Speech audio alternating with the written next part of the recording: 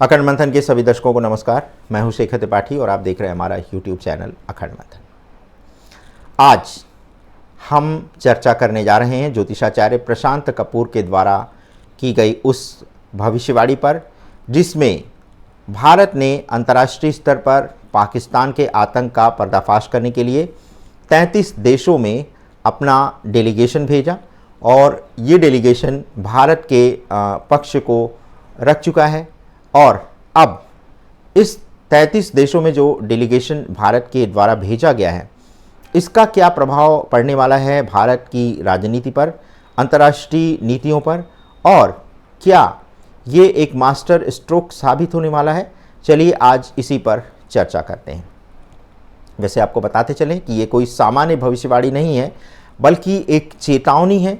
और प्रशांत कपूर का ये कहना है कि प्री प्लान्ड नैरेटिव वॉर अब भारत के खिलाफ शुरू होने वाला है और इसकी शुरुआत हो चुकी है।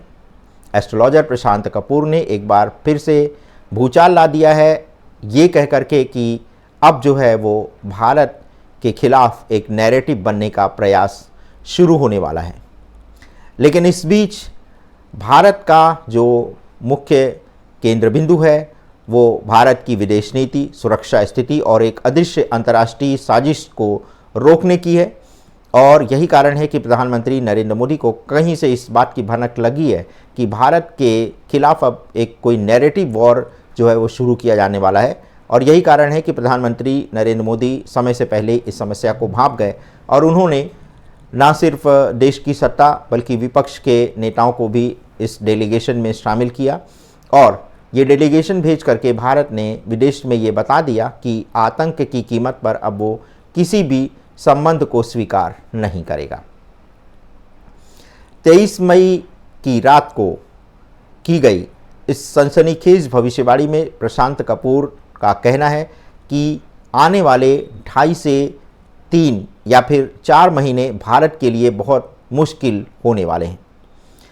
श्री प्रशांत का कहना है कि राहु का कुंभ राशि में प्रवेश भारत की कुंडली के अष्टम भाव को सक्रिय करेगा और इतिहास गवाह है कि जब जब राहु ने अष्टम भाव को छुआ है, भारत को भारी सामाजिक और राजनीतिक उथल पुथल झेलनी पड़ी है।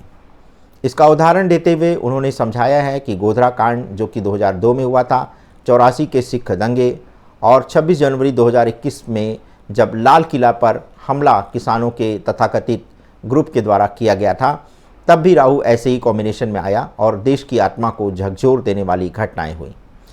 अब उन्हीं ग्रहों का संगम दोबारा बन रहा है और इसी के चलते भारत ने एक कूटनीतिक तैयारी के तहत 33 देशों में आतंकवाद के खिलाफ डेलीगेशन भेज करके सिर्फ एक मित्रता मिशन ही नहीं बल्कि एक नैरेटिव बैटल का एक प्री एम्प्टिव स्ट्राइक को भी अंजाम दिया है। जब भारत पर वैश्विक मंचों से सवाल उठेंगे तब ये देश हमारे पक्ष में क्या खड़े होंगे या पाकिस्तान के पक्ष में खड़े होने वाले हैं। प्रशांत कपूर का ये बयान झकझोर देने वाला है। उन्होंने दावा किया है कि आने वाले समय में भारत के खिलाफ एक इंटरनेशनल ह्यूमन राइट्स कैंपेन खड़ा किया जाने वाला है, जिसमें भारत द्वारा पाकिस्तान और अफगानिस्तान के जल प्रवाह को रोके जाने के आरोप लगाए जाएंगे। ये एक भविष्यवाणी नहीं बल्कि एक चेतावनी है और इस चेतावनी के अंतर्गत ये कहा जा रहा है कि भारत के मित्र देशों की परख का समय भी आ गया है।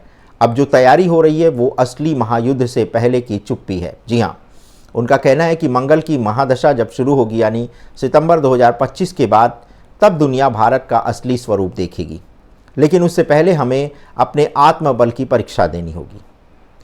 लेकिन आपके मन में भी ये प्रश्न उठ रहा होगा कि आगे ऐसी क्या घटना होने वाली है जिसको लेकर के प्रशांत कपूर ने सावधान किया है। तो उनके अनुसार देश के भीतर अस्थिरता फैलाने की साजिश जो है वो सीमावर्ती राज्यों में पहले शुरू हो जाएगी और यहीं से विरोध और हिंसा की योजना बना करके मानवाधिकार संगठनों की टूलकिट एक्टिविटी गैंग जो है भारत की जल कूटनीति पर वैश्विक दबाव बनाने की कोशिश करेगी और अफगानिस्तान के मोर्चे पर एक चौंकाने वाला पलटवार भी हो सकता है।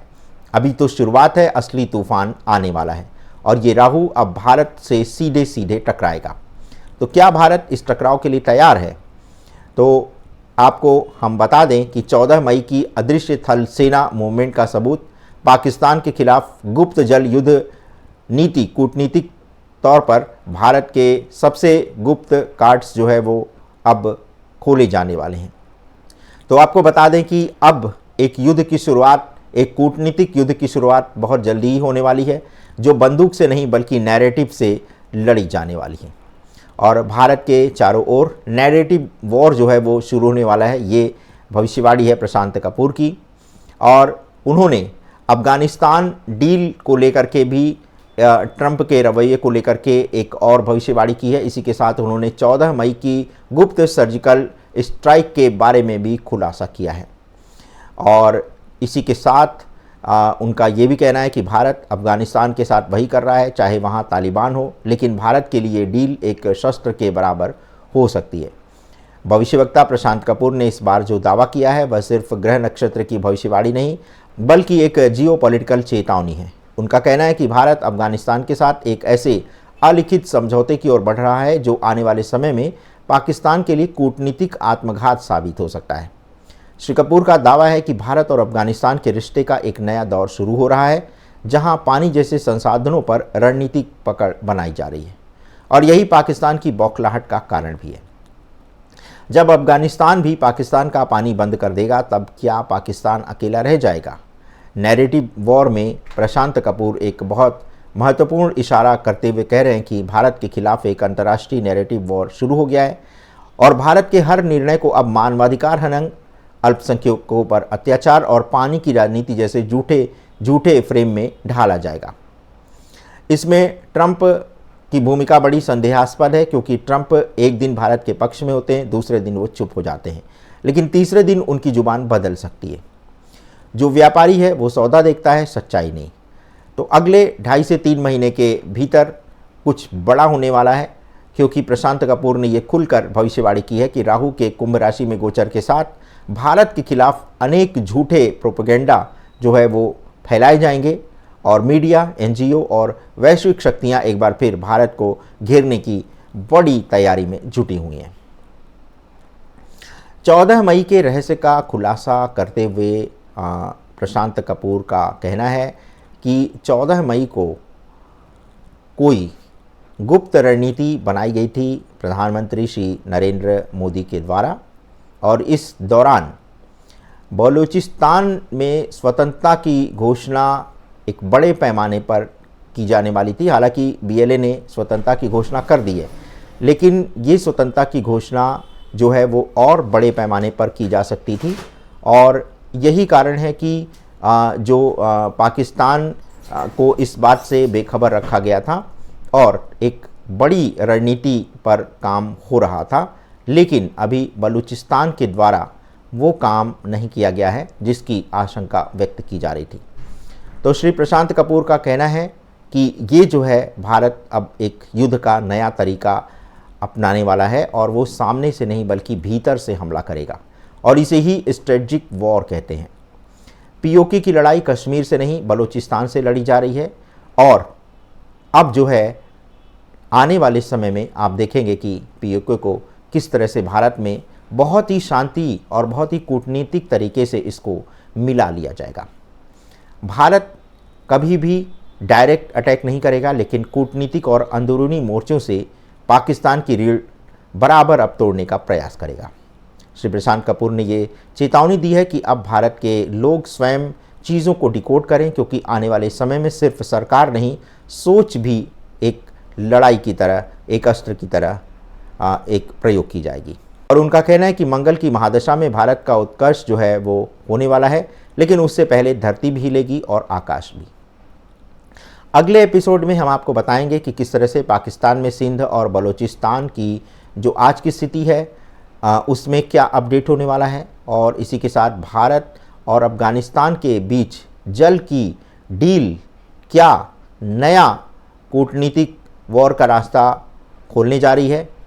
अमेरिका का रुख भारत के प्रति कैसे बदलने वाला है और क्या भारत अगले 90 दिनों में यूएन के निशाने पर आ सकता है। ये सब जानने के लिए आपको देखना होगा अखंड मंथन। तो लाइक, शेयर और सब्सक्राइब करना मत भूलिएगा, क्योंकि अब युद्ध बुलेट से नहीं ब्रेन से लड़ा जाने वाला है। तो आज के इस एपिसोड में बस इतना ही। आगे के एपिसोड में आपको और रणनीतिक भविष्यवाणियों के साथ आने वाले समय के प्रति आपको सचेत करेंगे। तब तक के लिए हमें अनुमति दें। यदि आपके पास भी इस प्रकार का कोई कंटेंट है तो आप उसे लाइक, शेयर और सब्सक्राइब करना मत भूलिएगा। बने रहें हमारे साथ, देखते रहें अखंड मंथन, समय से पूर्व समय की जानकारी प्राप्त करने के लिए। धन्यवाद, नमस्कार।